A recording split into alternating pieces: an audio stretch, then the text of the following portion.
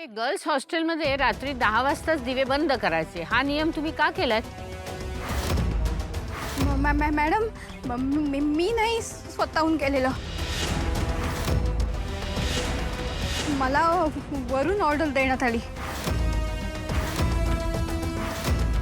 वरून म्हणजे तुम्हाला काय म्हणायचंय? दळवी सरांनी तुम्हाला तसं सांगितलं? नाही नाही मॅडम, हो तुम्ही माझ्याकडे असं का बघताय? मी सांगितलं होतं का तुम्हाला तो रूल बनवायला?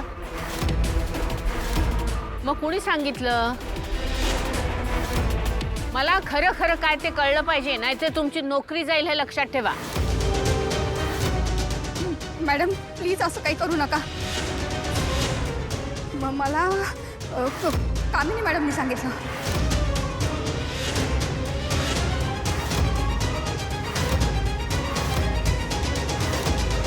कामिनी मॅडम?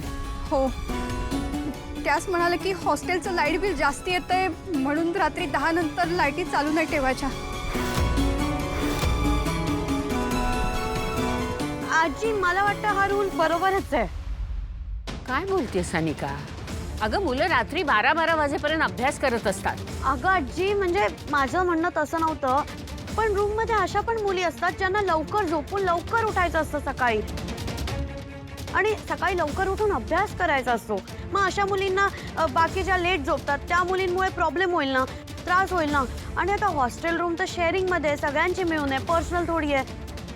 तर आपल्याला जे रूल्स आहेत ते सगळ्यांचे बघून बनवायला पाहिजे ना. नाही, हा मुद्दा बरोबर आहे. ऋषी सर, याबद्दल आपल्याला काय करता येईल? नाही बरोबर आहे.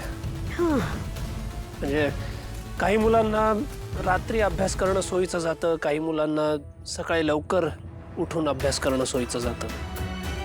माझ्याकडे ॲक्च्युली यावर एक बेटर सोल्युशन आहे मॅडम. मला असं वाटतं की आपण कॉलेजमध्ये रात्री जरा एक्स्ट्रा लेक्चर्स ठेवले. मी स्वतः ते लेक्चर्स कंडक्ट करेन. म्हणजे स्टुडंट्सना जर का काही डाऊट्स असतील तर ते सुद्धा तिथे क्लिअर होतील. बाकीच्या टीचर्सना पण आपण विचारूया if they are ready. GS म्हणून कमळी, तुझं काय मत आहे?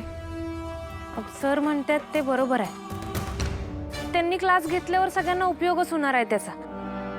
पण लवकर लाईट बंद करणं असं मला बरोबर वाटत नाही, कारण परीक्षेचा काळ आहे. सगळ्यांना रात्रीचा अभ्यास करायचा असतोय. कसं शांतता असते रात्री आणि कॉन्सन्ट्रेशन बी राहतंय. ज्याला झोपायचं असेल तो पांघरून घेऊन झोपून जाईल की. आणि जर हे एक्स्ट्रा क्लासचं होणार नसेल तर मग निदान कमी पॉवरचा बल्ब तरी लावायला पाहिजे असं मी विनंती करतो हॉस्टेलमध्ये, जेणेकरून ज्याला झोपायचं आहे त्याला त्रास बी होणार नाही, ज्याला अभ्यास करायचा तो अभ्यास बी करेल. ही कल्पना चांगली आहे. काय मग दळवी सर, काय म्हणणं आहे तुमचं? हो मॅडम, कमळी बोलते ते अगदी योग्य आहे. छान कमळी, तू कुठल्याही प्रश्नाचा सर्व बाजूंनी नीट विचार करतेस हे पुन्हा एकदा दाखवून दिलंस. Dalvi sir, yes ma'am. आता कमळी जे काय म्हणते त्याप्रमाणे हॉस्टेलमध्ये बदल करा आणि ताबडतोब तशी नोटीस काढा. हो मॅडम, लगेच काढतो.